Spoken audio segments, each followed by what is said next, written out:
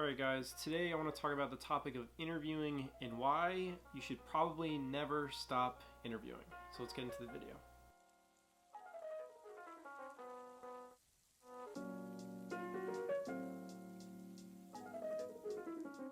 I feel like a lot of people think that interviewing is just this thing that you do and eventually, you apply to 20 different places, you get 10 interviews, you go on site at 3 places and then you get 1 or 2 offers.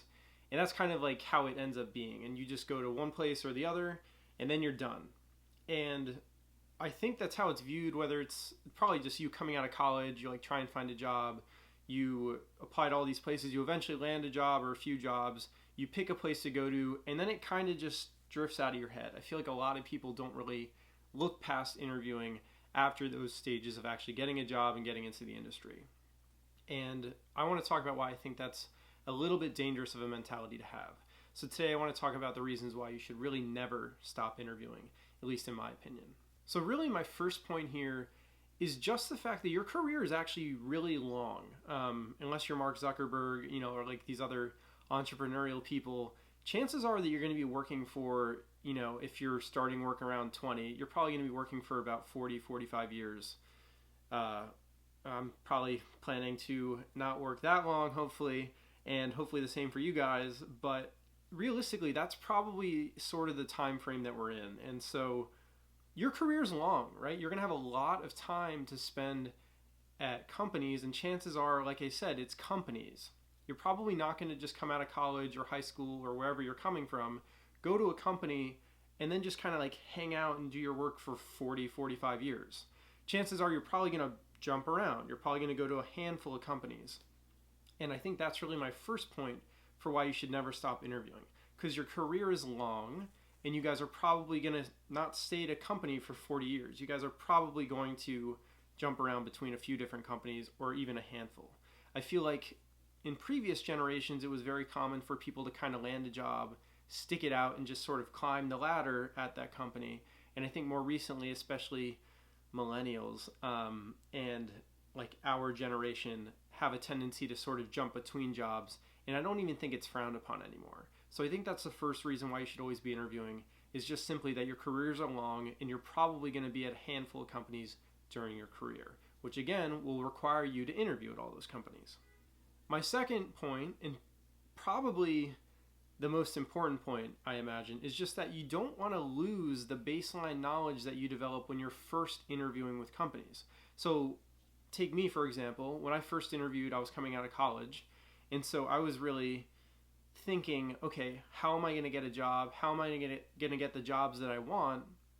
And once I got a job or two and I got a few offers, it kind of, again, just floated out of my head. I just thought to myself, okay, I got these jobs.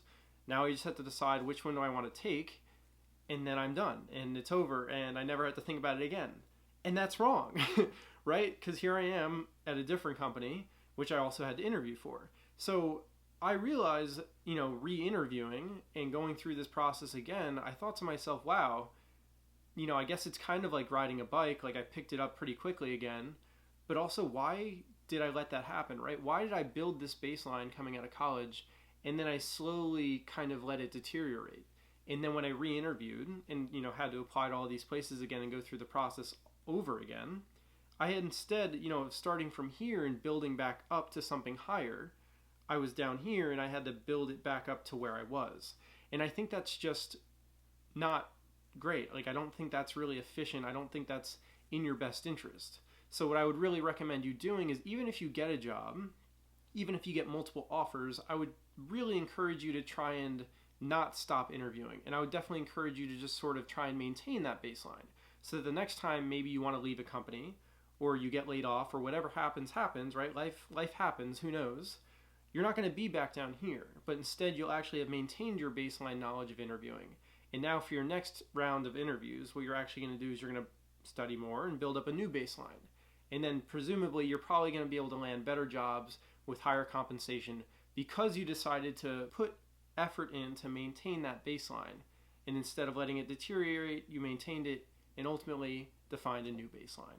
So make sure you're always interviewing so that you can actually maintain the baseline that you established to begin with. My third and final point in this video, I think, for why you should always be interviewing is I feel that staying, right, like, first off, I should probably, just as a disclaimer, like, I'm a junior engineer in the sense that, like, I don't have 10 years of experience in this industry. These are just my thoughts, but from what I understand and from what I've even seen in my own experience, I think staying at a company for, an extended period of time kind of restricts you and confines you to how they define the different roles, right? So if you're a junior engineer, you're probably a junior engineer because you've been here, 0 months to 2 months, let's say. Or, sorry, 0 months or 0 years to 2 years, let's say. And then you're a mid-engineer when you've been there for 2 to 4, and then you're a senior when you've been there for 4 to 6. And in each of those kind of buckets, in each of those slices, you will probably receive things like compensation, vacation days, and potentially other benefits accordingly. So if you're a junior engineer, according to this company, you will only make from X% or X dollars to X plus $20,000 maybe. And then if you're a mid-level engineer, it'll be the same thing at a different range. And if you're a senior engineer, it'll be the exact same thing, but probably at a little bit higher of a range. And so I think by staying at these companies, you're actually running the risk of kind of just slowly climbing this ladder. You're slowly climbing this corporate ladder one rung at a time. And I think by actually going out and interviewing at other companies, you can kind of see what another company's ladder looks like, right? Maybe a mid-level engineer is actually paid a lot more at all these other companies. So I think it's worth investigating and worth seeing, because if you stay at a company, I think the longer you stay, the more comfortable you get.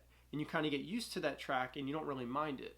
But if you can get, let's say you're getting 5% of a raise every year, and there are other companies that are offering 15, 20%, or 10 and 15, right? Whatever the numbers are, if there's something better, if there's something more, why not chase it, right? So I think that's something that you should definitely try and do. So I guess all of that is really just to say, why would you climb one company's ladder one rung at a time when, like, I don't know, you could metaphorically shoot yourself out of a cannon and land at a different ladder at a higher point?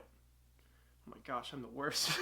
So to kind of just wrap this up, guys, I think it's just worth mentioning that, like, you're the one who's going to determine your career. Like, the things that you do, the effort that you put in, the products that you build, right? The time that you spend developing your own skills as an engineer and selling yourself, right? Promoting yourself, showing people that you're worth X number of dollars, or you're worth all of these vacation days that they let you take.